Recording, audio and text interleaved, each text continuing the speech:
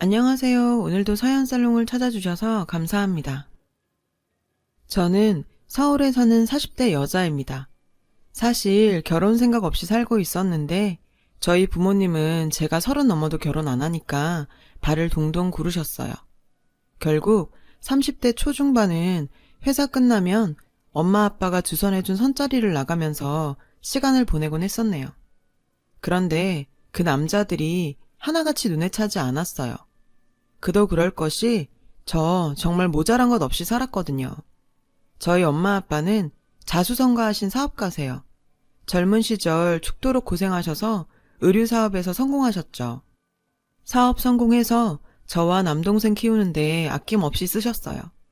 물론 아들을 더 위하시긴 하셨지만 저도 모자란 것 없이 누리고 살았었어요. 엄마 아빠가 교육열도 높으셔서 고등학교 때는 고액 과외받아 성적 끌어올려서 서울에 있는 남들 다 아는 대학 나왔고 미국 연수도 2년 갔다 왔었거든요. 다녀와서는 외국계 회사에서 근무하고요.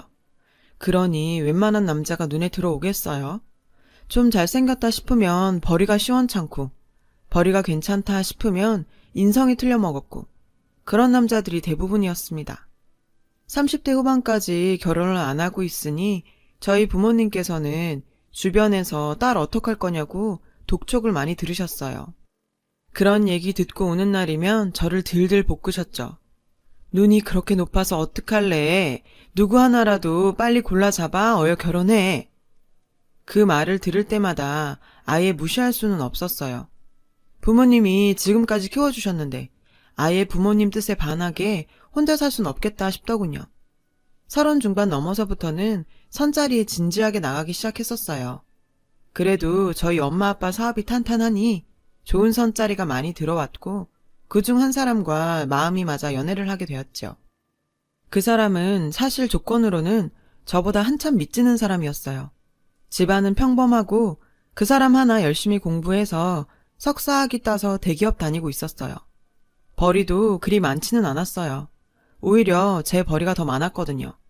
그렇지만 워낙 성격이 서글서글하고 외모도 제 스타일이라 제가 먼저 반하고 말았죠. 연애를 하다 보니 시댁에서는 결혼을 서두르시더라고요. 둘 다 나이도 있고 더 망설일 게 뭐 있냐는 시기였어요. 저도 어느 정도 공감은 했지만 그래도 1, 2년은 만나야 하지 않나 싶었는데 남자친구가 덜컥 프로포즈를 하더라고요. 호텔에다 풍선이며 꽃으로 장식해놓고 정식으로 프로포즈를 했고 저와 그날 이런저런 이야기를 나눴습니다. 만난 지는 5개월밖에 안 됐지만 저를 일생을 같이 할 여자라고 생각한다더군요. 그 말에 저 역시 마음을 결정 지어야겠다고 생각했어요. 하루 정도 고민 끝에 결혼을 하겠다고 약속했고 그 이후로 모든 과정이 순탄했어요. 양가 상견례 때 만난 시어머니는 너무도 좋으신 분 같았어요. 흔히 시어머니라고 하면 생각되는 이미지는 약간 독하고 무서운 그런 거잖아요. 그런데 저희 시어머니는 저를 친딸처럼 생각하시겠다며 너무나도 다정하게 말씀을 해주시더라고요. 저희 부모님께서도 제가 정말 좋은 시댁을 만난 것 같다며 흡족해 하셨어요. 문제는 여느 신혼부부들 다 그렇듯 집과 예단, 혼수 등 결국엔 돈 문제였어요. 이 부분을 시댁과 잘 상의하면 될 일이라고 안일하게 생각했었어요. 어느 날 남친이 어머님한테 받았다며 종이 한 장을 건네더군요. 뭔가 싶어 봤더니 예단과 혼수 내역이 쭉 적힌 종이었어요. 품목뿐 아니라 명품 브랜드 리스트까지 아예 정해주셨더군요. 저는 깜짝 놀랐죠. 이렇게 노골적으로 많이 바라실 줄은 몰랐거든요. 남친은 엄마하고 상의해봐 하며 모든 걸 어머니께 일임했어요. 그때는 제가 알아서 처리해야 할 일이라고 생각해서 어머님을 만나 뵙고 말씀을 드렸어요. 어머니, 이 종이에 적힌 예단들 제가 다 해야 되는 건가요? 조금 과하다 싶어요. 저랑 오빠는 저희가 모은 돈으로 집만 마련해서 작게 시작하고 싶은데요. 사실이 그랬거든요. 남친과 제 나이가 적지 않으니 모은 돈이 꽤 돼 있었고 그 돈이면 시댁과 친정에 가까운 아파트 전세는 넉넉히 들어가고 대출을 받으면 매매도 가능한 정도였거든요. 그런데 굳이 예단 같은 데 낭비를 해서 모은 돈을 버리기 싫었어요. 예단 혼수 리스트 전부 계산해보니 억대 돈이 나오더라고요. 어머니께서 제 말을 듣더니 생글생글 웃으면서 그러시더군요. 결혼이란 게 집만 마련해서 될 일이 아니고 집안 간에 맺어지는 일이잖니. 대충 할 일은 아니야. 요새 아무리 간소화해서 결혼한다지만 그건 돈 없는 사람들이나 그렇게 하는 거고 우린 사정이 다르잖아. 너희 친정에서 도와주시지 않겠니? 이 말을 듣고 저는 더욱 당황했습니다. 저희 친정이요? 저는 친정부모님 도움은 안 받으려고 했는데요. 어머, 얘. 부모님께서 그런 뜻인 거니? 아니면 내 뜻이 그런 거니? 부모님 생각은 다르실 거다. 하나밖에 없는 딸 시집 보내는데 모자란 것 없으신데 왜 그냥 맨몸으로 시집 보내려고 하시겠어? 부모님과 상의해서 예단 잘 마련해봐. 요새 아들 장가 보내면서 그 정도 안 받는 집은 없다더라. 내가 과하게 요구한 거 아니다. 아들 장가 보내면서 저 정도도 못 받았다면 다들 부끄러워한단다. 사돈들도 이해하실걸? 웃는 얼굴에 침 못 뱉는다는 말이 정말이더군요. 제가 당황하든 말든 시어머니는 아무렇지 않게 시종일관 웃으면서 말씀하시니 제가 그 페이스에 말리게 되더라고요. 결국 일단 어머니와의 대화는 제가 치고 부모님과 상의를 했습니다. 부모님께 예단 내역을 보내드리니 입을 떡 벌리시더라고요. 그도 그럴 것이 누가 봐도 과한 요구들이 많았거든요. 시어머니 밍크의 명품 가방에다 화장품 같은 소소한 물건들. 혼수는 무조건 최상급 라인으로 바라셨어요. 곰곰이 생각해보니 저희 집에서 사업을 크게 하시니까 이참에 한몫 바라는 건가 싶더라고요. 부모님께 죄송스러워서 결혼을 다시 생각하겠다고 이사를 얘기했더니 아빠가 펄쩍 뛰시더라고요. 그럼 파혼하겠단 거냐? 살다 보면 별일 다 있는데 이런 일로 파혼은 무슨. 부모가 못 해줄 정도면 몰라도 다 해줄 수 있는 거 왜? 네가 왜 파혼 딱지를 붙여? 걱정 마라. 엄마 아빠가 다 알아서 할게. 저희 부모님은 해줄 수 있는데 왜 안 해주겠냐며 괜찮다 하셨습니다. 결국 저희 집에서는 시댁의 요구를 받아들여 억대의 예단과 혼수를 마련했습니다. 집은 남편 반, 저 반 보태서 사게 되었고요. 그러고 나니 제가 결혼에 쓴 돈이 훨씬 많게 되었더군요. 결혼 앞두고 싱숭생숭했지만 좋게 생각하려 애를 많이 썼어요. 잘 살기만 하면 그만이지. 시댁에도 이 정도 했으니 시집살이는 없겠지. 그렇게 좋게 생각했어요. 그래서 예정대로 결혼식을 올렸고 신혼살림을 시작했습니다. 신혼일에도 별다를 건 없었어요. 저와 남편은 각자 회사를 나가고 저녁에 들어오면 같이 집안일하고 저녁 차려 먹고 그런 식으로 지냈습니다. 남편은 워낙 다정한 사람이라서 시키지 않아도 집안일이며 요리며 잘했고 결혼생활 만족도가 높았죠. 그런데 시댁 문제가 묘하게 거슬렸어요. 저희 신혼집은 친정과 시댁 딱 가운데 있고 차로 20분 정도씩 걸리는 거리에 있었어요. 한 달에 한 번 친정 시댁 방문을 드렸는데 친정에 가면 뭐 하나라도 더 주시려고 그러고 저희 돈 버는 거 아시면서도 무슨 일 있을 때마다 핑계 삼아 용돈 주시고 그러셨어요. 그런데 시댁은 전혀 딴판이었죠. 일단 가면 마트에 가자고 저를 이끕니다. 그래서 저녁거리를 산다면서 쓸데없는 물건들을 잔뜩 카트에 담더라고요. 어떻게 봐도 저녁거리는 아닌 음식들이나 주방용품 같은 것들이요. 그렇게 한두 달치 생필품을 다 사고 계산대에서는 시어머니가 나 몰라라 하고 계시더군요. 자연스레 제가 카드를 내밀게 되더라고요. 그렇게 장을 보고 오면 잠깐 산책할 겸 근처 백화점에 가자고 하세요. 백화점을 가면 어머니께서 구경을 하시다가 옷이든 소품이든 꼭 하나씩 오래 붙잡고 구경을 하시거든요. 산다고 하시면서 이상하게 계산은 또 저한테 떠넘기시고요.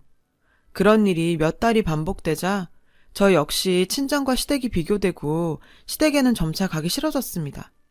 제 벌이가 좀 되고 저희 친정이 잘 산다는 이유로 자꾸 요구를 하시는 게 불공평하다는 생각이 들었거든요. 남편한테도 볼멘 소리를 몇 번 했습니다. 시댁만 갔다 오고 나면 수십에서 수백만 원대까지 돈을 쓰고 오니 우리 돈은 언제 모으냐고요. 그랬더니 남편도 하하 웃다가 그러더군요. 아, 부모님들이 나중에 우리 모른 척 하시겠어? 저축은 되는 대로 하자.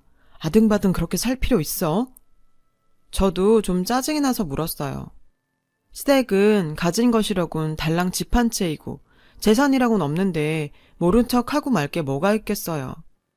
오빠, 부모님들이란 게 누구를 말하는 거야? 오빠네? 우리 친정? 어머님 아버님은 우리한테 물려주실 것도 없잖아. 결국 다 우리 집에 기대게 되는 거잖아. 아, 그런 게 아니고. 알았어. 우리 부모님도 생각이 있으시겠지. 지금은 능력 좋은 며느리 얼마 전에 들여서 들뜨셔서 그래. 내가 잘 얘기해 볼게. 그렇게 어물어물 넘어갔습니다. 그렇지만 그 이후로도 별반 달라지는 건 없었어요. 시간이 지나면서 나아지기는커녕 대놓고 생활비나 용돈도 달라고 요구하시더라고요. 아버님이 일하시고 저축해둔 돈도 좀 있으실 텐데 왜 그러시는지 알 수가 없었어요. 남편과 그 문제로 싸우는 날들도 많아졌습니다. 저는 저대로 남편에게 따질 것이 많았고 남편은 그런 저에게 한 번도 져주지 않았어요. 그래서 너희 친정 좀 잘 산다고 우리 집 무시하는 거야? 우리 엄마 아빠가 바라면 뭘 얼마나 바랬다고 그 난리야. 나도 남자고 자존심이 있지. 처가에다 손 벌릴까봐 그러냐? 야, 걱정 마. 너희 집 돈 더러워서 안 써. 이렇게 나오니 저도 참 결혼 생활이 암담해지더라고요. 부모님께는 말씀도 못 드렸죠. 이런 사실 알면 얼마나 속상하시겠어요. 그래서 한동안 친정도 시댁도 가지 않고 지냈어요. 시댁에는 남편 혼자 갔다 오거나 말거나 내버려 두고 친정에는 제가 가끔 전화 연락이나 드리고 그랬죠. 엄마 얼굴 보면 속상한 심정 다 들킬까봐 제가 일부러 멀리 했었네요. 그런데 어느 날 친정엄마가 연락이 오셨어요. 집을 이사했다고 그러시더라고요. 당연히 마음에 드시는 집으로 가셨겠지 하고 대수롭지 않게 생각했는데 엄마 목소리가 가라앉아 있고 해서 집에 대해 물어보니 말씀을 제대로 못 하시더라고요. 그 주 주말에 남편과 함께 엄마가 알려준 주소로 찾아갔습니다. 그동안 제가 제 살 길 너무 바빠서 무심했구나 싶었고 부모님에게 무슨 일이 생긴 건지 겁이 났습니다. 부모님께선 예전 집보다 훨씬 작고 낡은 빌라에 자리하고 계셨어요. 이게 대체 어떻게 된 일이냐고 제가 울면서 물었어요. 아, 너의 아버지 사업이 저번에 수출한다고 그랬던 물건이 일이 좀 꼬였어. 은행에선 독촉하지 돈은 다 묶여있지. 일단 집 팔아서 여기로 왔다. 다 늙어서 이게 뭔 일인가 모르겠어. 일단 급한 불은 껐는데 집은 너무도 초라하고 작았습니다. 난방도 잘 되지 않는 집에서 살 저희 부모님이 너무 안타까웠죠. 사업일은 제가 잘 모르지만 분명 큰 문제가 있어서 다 넘어가게 생긴 것 같았어요. 남편은 엄마 아빠랑 제가 대화 나누는 동안 한마디도 안 하더니 불쑥 일 때문에 먼저 가봐야겠다며 일어나더라고요. 급한 일이 생겼나 그냥 짐작만 했어요. 남편 가고 저희 엄마가 그러시더라고요. 저 사람도 얼마나 놀랬겠냐. 가서 잘 얘기해라. 엄마 아빠가 사업은 어떻게든 잘 해볼 테니까. 너무 걱정하지 말라고. 그렇게 마무리 짓고 집으로 돌아왔어요. 집에 오니 거실 불도 켜져 있고 남편 신발이 그대로 있더라고요. 안방에선 뭔가 전화하는 듯한 소리가 두런두런 들렸어요. 저도 모르게 발소리를 낮추고 문 옆으로 가서 통화 내용을 엿들었어요. 아, 엄마, 완전 망했어. 망했다니까. 산동네에 집 같지도 않은 빌라에서 있는데 진짜 어이없어서 지네 집 잘 산다고 그렇게 유세 떨더니 다 망했나 봐. 심장이 두근거렸죠. 저희 집 얘기를 하는 게 분명했습니다. 그 말투는 분명 걱정은 아니었어요. 아, 근데 엄마, 이제 어떡하지? 좀 잘 구슬려서 사업이랑 재산 다 내 쪽으로 물려주게 하려고 했는데 이제 완전히 망해서 다 틀렸어. 짜증나 죽겠네 진짜. 친정 잘 산 데서 꼬셔서 결혼했구만. 결혼한 지 얼마 되지도 않아서 다 망해갖고 이게 뭐야 진짜. 심장이 터질 듯 했습니다. 더 듣고 있을 수가 없어서 문을 박차고 들어갔더니 남편이 얼른 전화를 끊더군요. 그러면서 저를 힐끗 보더니 왜, 다 들었어? 이러더라고요. 제가 마구 악을 쓰면서 소리를 질렀어요. 야, 네가 인간이냐? 다 들었냐고? 그래 다 들었다. 너 같은 거랑 같이 못 살아. 나랑 결혼한 이유가 그거였어? 돈? 남편은 어이없다는 듯이 헛웃음을 지으면서 저한테 그러더군요. 야, 넌 조건 안 받냐? 나한테만 그러지 마. 서로 조건 따져서 선봐서 결혼한 거잖아. 가뜩이나 짜증나는데 왜 이래? 남편의 그런 반응에 견딜 수 없었던 저는 결국 그 길로 신혼집을 박차고 나왔습니다. 갈 곳은 친정밖에 없었죠. 친정에 가서 그동안의 일들, 남편이 했던 말들 모두 털어놓고 이혼하겠다고 말씀드렸어요. 요새 이혼은 흠도 아니고 저렇게 삐뚤어진 사람과 평생 살 순 없다고 단호하게 말씀드리니 이해하시더군요. 한숨 푹 쉬시면서 미안하다. 부모가 못나서 너까지 고생시키는구나. 하시며 눈물 지으시는데 그날은 영영 잊지 못할 것 같아요. 저희 가족 모두 서로 부둥켜 안고 엉엉 울었어요. 바로 이혼 절차 밟기 시작했어요. 남편은 제가 이혼 얘기하니까 할 테면 하라 그러더군요. 자기도 미련 없다고요. 저희 집이 망했으니 미련이 없는 거였겠죠. 이혼이 생각보다 절차가 복잡해서 일단 별거 하는 걸로 정리해두고 저는 집으로 옮겼습니다. 부모님 옆에서 사업을 도와야 했거든요. 사업을 크게 하셨지만 아무래도 젊은 사람들 없이 두 분이서 주먹구구식으로 하신 부분들이 보이더라고요. 직원들도 두고 하셨지만 허점이 많았고요. 자료를 정리해보니 수출권은 손해를 보더라도 일단 접어두고 수출 때문에 등한시되었던 국내 판매에 힘을 써야 다시 일어날 수 있겠더라고요. 저랑 동생이 달라붙어서 홈페이지도 만들고 각 지역마다 다니면서 직접 티셔츠 등 단체로 입는 옷들도 홍보하고 인터넷 판매도 시작했습니다. 부모님은 그동안 알던 곳에만 고정적으로 납품을 하고 계셨거든요. 알고 보니 저희 물건이 좋다는 걸 알고 있음에도 접근성이 떨어져서 주문을 못했던 분들도 많더라고요. 그런 분들에게 더 다가갈 수 있게 인터넷 판매를 활성화시켰지요. 1년쯤 정신없이 지냈던 것 같아요. 남동생도 저도 원래 하던 일 다 접어두고 부모님 사업 다시 일으키는데 온 힘을 다했죠. 처음에는 길이 보이지 않는 느낌이었는데 어느 순간부터 일이 풀리더군요. 수출권의 손해를 국내 판매로 다 메꿀 수 있게 되었습니다. 저희 이야기는 업계에서도 유명하게 퍼졌어요. 다들 저희 망하는 줄 알았다며 대단하다고 웃더라고요. 일단 그렇게 사업이 좀 나아지자 낡은 집에서 다른 집으로 이사도 가능해졌어요. 집을 판 건 일단 급한 불을 끄려고 그랬던 거니까요.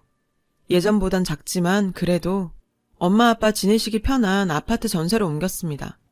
그러는 동안 남편은 단 한 번도 연락이 없었어요. 그래도 같이 살던 사람인데 어쩜 그럴 수 있나 싶긴 했어요. 생각해보니 저는 그 사람에게 돈으로밖에 의미가 없었던 것 같더라고요. 이제 별거에서 이혼으로 정말 정리를 해야겠다는 생각이 들었습니다. 사업은 다시 일으켰지만 그래서 그 사람과는 더더욱 살기 싫어졌어요. 저희 집 어려울 때 같이 힘들어하고 슬퍼했다면 저희는 더욱 단단해졌겠지만 그 사람은 아니었잖아요. 전화해서 이제 이혼 절차 밟자니까 흔쾌히 응하더군요. 사업이 잘 된다거나 그런 얘기는 전혀 하지 않았습니다. 그러면 그 사람이 어떻게 돌변할지 알 수 없었으니까요. 서류들 다 제출하고 재산 나누고 그렇게 정리를 했습니다. 이혼 처리된 것을 보니 마치 꿈을 꾼 것 같더라고요. 남편이 제게 그런 흑심만 가지고 접근했을 줄은 정말 몰랐었거든요. 시댁 일로 서운했을 때도 그냥 남자들은 무심한가 보다 그렇게만 생각했죠. 한동안 싱숭생숭 지내고 있었는데 어느 잡지사에서 연락이 왔습니다. 최근에 인터넷 판매로 화제여서 인터뷰를 하고 싶다는 것이었죠. 사업 홍보에도 확실히 도움이 될 것 같아 흔쾌히 응했어요. 여성 잡지에 꽤 큰 기사로 날 것 같다고 하더라고요. 기자와 인터뷰를 하고 기사가 났다는 연락만 받고 너무 바빠서 그 기사를 제대로 보지도 못하고 지나갔었어요. 그런데 기사가 나고 얼마 후 남편이 전화가 왔습니다. 뭐 처리가 안 된 것이 있으니 지금 시댁으로 와달라고 그러더라고요. 뭐가 처리가 안 된 건데 이혼 다 끝났잖아. 전화로 얘기해. 아, 그럴 수가 없어. 이건 만나서 얘기해야 돼. 우리 집으로 와줘. 어? 꽤 간절하게 부탁을 하더라고요. 진짜 뭔가 이혼에 문제가 있었던 것이면 깔끔하게 처리하고 싶어서 일단 시댁으로 갔습니다. 남편도 집을 빼고 시댁으로 들어갔거든요. 시댁 식구들 보는 거 싫었지만 한사코 그쪽으로 와달라 해서 일단은 갔어요. 들어갔는데 시어머니가 활짝 웃으며 저를 반겨주시더라고요. 이혼한 며느리가 뭐 예쁘다고 반기는지 의아했는데 바로 그 이유를 알았습니다. 탁자 위에 제 기사가 나온 잡지가 떡하니 있더라고요. 잡지를 읽으신 거죠. 잡지에는 저희 회사 매출이며 그동안 있었던 일들, 다시 사업이 번창하는 얘기까지 전부 나와 있었거든요. 남편이 덜컥 무릎을 꿇더라고요. 자기야, 내가 정말 미안해. 자기도 알지? 내가 자기한테 잘하려고 그랬었는데 그때는 내가 미쳤었나 봐. 그냥 장인어른 걱정도 되고 그런 마음을 그렇게 표현했던 것 같아. 우리 다시 잘해보자. 어이없어 피식 웃었습니다. 그 속을 제가 모를까 봐요. 저희 시어머니도 제 팔을 붙들더니 저에게 애원하시더군요. 예, 그러지 말고 다시 생각해보자. 안 그래도 우리 애랑 너랑 이혼시키는 거 너무 속상했어. 너도 그렇지? 이혼 딱지 붙어서 좋을 게 뭐 있어. 이혼해서 여자 혼자 어떻게 살아. 우리가 잘못했다. 응? 마음 풀고 다시 잘 합쳐보자. 제 팔을 붙잡은 그 손을 거세게 뿌리쳤습니다. 잡지 보셨어요? 그래, 우리가 너무너무 잘못했지. 어려울 때 같이 도왔어야 하는 건데 우리 애 엄청 야단쳤어. 장인어른 사업 그렇게 되었으면 사위가 도와야 한다고. 아직 젊고 살 날 많잖니? 서로 이해하고 다시 잘 살아보자. 말 같지도 않은 소리였죠. 제가 미쳤나요? 그 속으로 다시 들어가게요.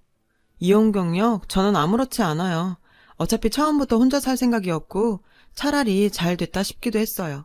연애만 해도 그만이고 그러다 결혼할 수도 있겠지만 전 남편과 재결합은 절대 있을 수 없는 일이었죠. 이제 와서 구질구질하게 이러는 거 진짜 꼴불견인 거 아세요? 오빠, 그만 일어나. 무릎 아니라 뭘 꿇어도 내 마음 변하지 않아.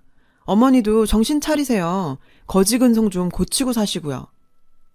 제가 독하게 말했음에도 자존심은 개나 져버렸는지 저를 계속 붙잡고 얘기를 해보자는 둥 다시 생각해달라는 둥 매달리더군요. 이미 정리 다 됐는데 제가 생각할 게 뭐 있나요? 뿌리치고 나오려니 뒤에서 어머니가 주저앉아서 엉엉 우는 소리가 들리더군요. 얼마나 고소하던지요. 전 남편은 그 이후로도 내내 문자나 전화를 해가면서 저한테 매달렸어요. 짜증나서 핸드폰 번호도 바꿔버렸죠. 그러니까 사업장까지 전화해서 절 바꿔달라고 그러더군요. 야, 한 번만 더 이러면 스토킹이든 영업방이든 신고할 거야. 제가 버럭버럭 욕까지 하면서 소리를 지르니 놀랐는지 전화는 다시 안 하더라고요. 그렇게 저희의 결혼 생활은 끝이 났습니다. 후에 소개시켜줬던 사람 말을 들으니 남편이 술로 메일을 보낸다고 하더라고요. 시댁도 매일 가슴치고 있고요. 속이 쓰리겠죠. 저는 요새 홀가분합니다. 아직은 연애도 하고 있지 않아요. 나이가 40이 넘었지만 전혀 조급하지 않습니다. 한번 되어본지라 이제는 결혼을 할지 어떨지 모르겠지만 하더라도 정말 신중하게 결정할 것 같아요. 제 긴 이야기를 들어주셔서 고맙습니다. 여러분, 사연 댓글에 응원과 현명한 조언 부탁드려요. 좋아요와 구독은 저에게 큰 힘이 됩니다. 오늘도 좋은 일 가득하세요.